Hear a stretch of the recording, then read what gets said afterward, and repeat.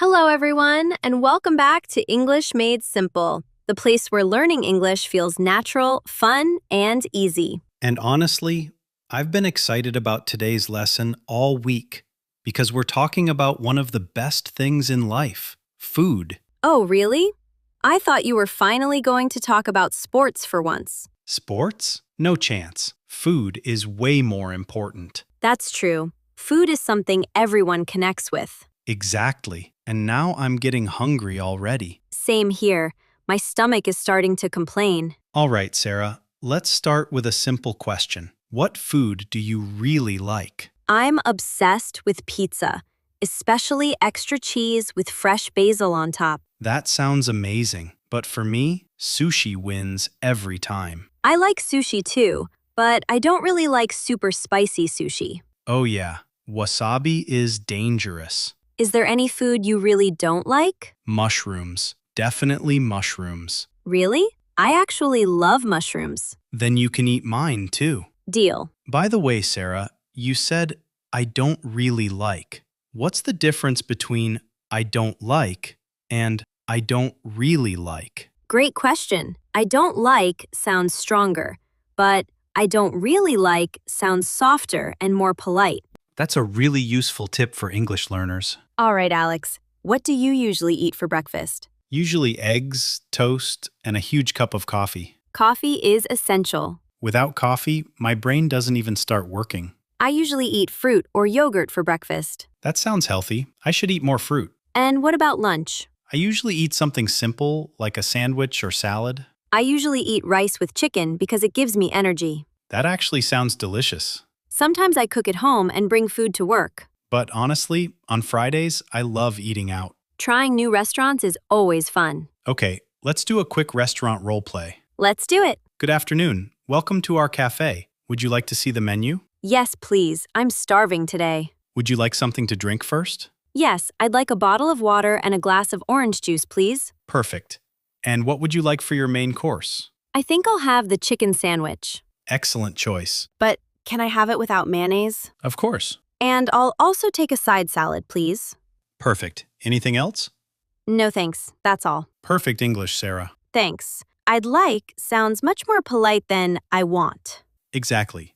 Small changes make your English sound more natural. So, Alex, how do we describe food if it tastes really good? You can say, this is delicious, this tastes amazing, or this is incredibly tasty. And if food has too much salt, we say, this is too salty. And if food has no flavor, we call it bland. If you're enjoying this lesson, don't forget to subscribe to English Made Simple. And comment your favorite food below. Most people are probably going to say pizza. Obviously. Alex, do you enjoy cooking? Honestly, I only cook simple meals. So basically, pasta every day? Pretty much. I actually enjoy cooking. It feels relaxing to me. That sounds nice. And if you're full after eating, you can say, I'm full. And if you're only a little hungry, you can say, I'm a little peckish. I get peckish every afternoon. Snack time is serious business. Also remember, we say, I am hungry, not I have hunger. That's a very common mistake for beginners. Last year, I went to a fancy restaurant for my birthday.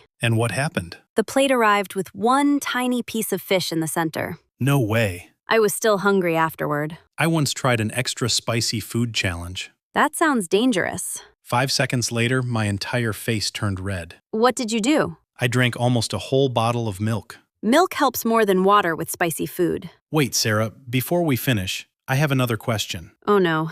Should I be worried? Maybe a little. What is the strangest food you've ever eaten? Probably fried octopus when I visited Spain. Really? How was it? Honestly, it was chewy, salty, and a little smoky. Wow, you're more adventurous than me. What about you? Don't tell me you only eat burgers and pizza. Excuse me, I have sophisticated taste. Sure you do. The strangest thing I ever ate was a super spicy noodle soup in Thailand. And let me guess, it was too spicy for you? Way too spicy. I started sweating after the first bite. That bad? Sarah, I'm telling you, my soul left my body for a few seconds. Okay, that's dramatic. But true. Trying food from different countries is one of the best parts of traveling. Definitely. Food is also a great way to learn culture and language at the same time. For example, when you travel, you can ask, what do you recommend? Or, what's the most popular dish here? And if you have allergies, does this contain nuts? Or, I can't eat dairy. Very useful expressions for travelers. By the way, Sarah, are you a fast eater or a slow eater? Definitely a slow eater. Really? I finish my meals so quickly. I know, you eat like someone is going to steal your food. Maybe I'm just passionate about eating. Or maybe you're always hungry. Honestly, yes. What snacks do you usually eat? Chips, chocolate, and cookies. That explains a lot. Hey, snacks are important. Another useful word is craving. That's a great one. For example, I'm craving pizza, or I'm craving something sweet. I use that expression all the time. We can tell. Yesterday at midnight, I was craving ice cream so badly. Please don't tell me you ordered ice cream at midnight.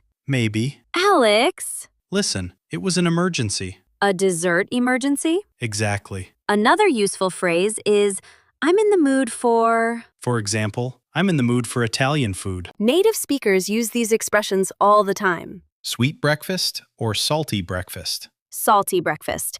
Eggs and toast. Too healthy. Not everything needs sugar, Alex. Agree to disagree. And if you eat too much, you can say, I'm stuffed. That means extremely full. Last New Year's dinner, I was so stuffed I couldn't move from the couch. That's relatable. Do you always eat dessert after dinner? Always. Always? Life is short, Sarah. Fair point. Desserts can be sweet, creamy, rich, or fluffy. Like, this cake is so fluffy. Your examples always make me hungry. That's because this lesson is basically food torture. True. Before we finish, one more useful expression. Could we get the bill, please? And in American English, can we get the check? Remember, everyone, your English doesn't have to be perfect. The more you practice, the more confident you become. Even small conversations can improve your English. And food is one of the easiest topics to practice. Thanks for spending time with us today on English Made Simple. Don't forget to like, subscribe, and share this lesson with your friends. Have an amazing day. And enjoy your next meal. Goodbye, everyone.